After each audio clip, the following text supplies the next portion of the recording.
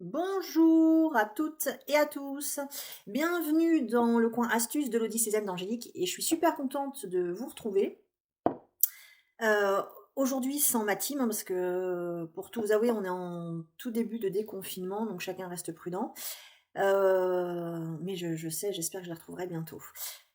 Alors aujourd'hui, je vous fais une petite vidéo, j'ai eu des questions pendant ce confinement, concernant les Moxa dont je parle régulièrement et que j'utilise. Donc on m'a demandé d'être un petit peu plus précise, hein, de savoir ce que c'est, et puis où est-ce qu'on peut se les procurer surtout. Donc j'avais déjà répondu dans une vidéo ou deux ou dessous, mais bon, je vais faire une vidéo directement, ce sera plus clair. Alors voilà, j'utilise deux types de moxa. Le premier, en fait, c'est le traditionnel. C'est quoi? Alors j'en ai dépouillé un pour vous. En fait, c'est de l'herbe, en fait, c'est de l'armoise. C'est une herbe, ok, donc c'est vraiment... ça a été haché, hein, ça fait des petits bouts, ces petits bouts d'armoise.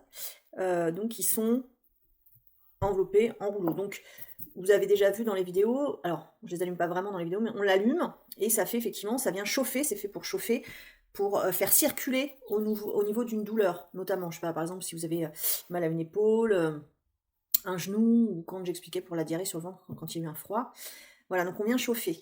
Donc, avant de continuer là-dessus, j'espère que c'est bien clair qu'on utilise les Moxa quand il y a eu du froid. Alors en tout cas pour vous, c'est-à-dire que jamais on vient jamais chauffer sur un endroit qui est rouge, qui est gonflé, rouge et chaud au toucher.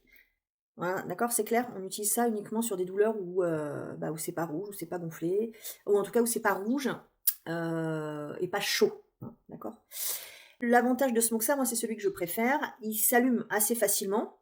Il faut toujours avoir à côté de vous un pot, parce que ça fait de la cendre. Donc pour pas que la cendre tombe sur vous, il faut régulièrement effectivement le tapoter. L'inconvénient, c'est que ça sent assez fort, ça fait beaucoup de fumée, et ça sent assez fort dans la maison, mais sur les habits, les cheveux.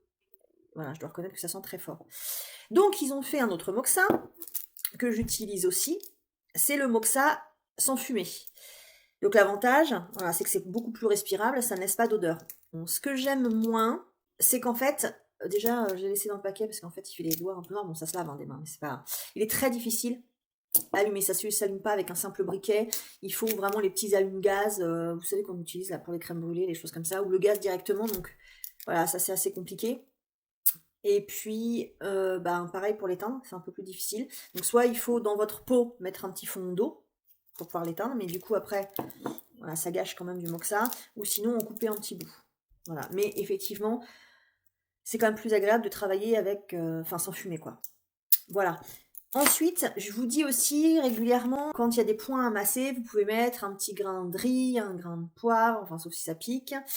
Alors en fait, moi j'utilise, voilà, c'est des petites billes, comme ça, dont on se sert à la base pour l'auriculothérapie, pour les oreilles.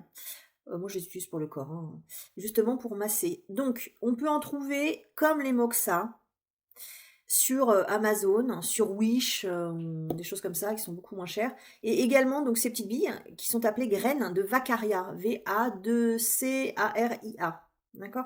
Ça coûte 3 fois rien. Et du coup, vous pouvez ensuite les mettre sur les points que je vous indique, avec un petit sparadrap en plus, parce que là, les sparadraps sont tout petits. Ça tient pas la première douche. Hein. Donc, de remettre un petit sparadrap dessus pour pouvoir ensuite les travailler, voilà, quand je vous donne des indications et tout ça. J'espère que ça a contribué pour vous. Si vous avez d'autres questions, n'hésitez pas.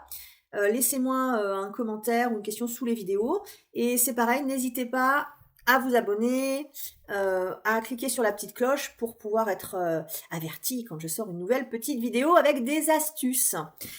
Je vous embrasse, je vous dis à bientôt et surtout, prenez grand soin de vous. Bye bye, à bientôt.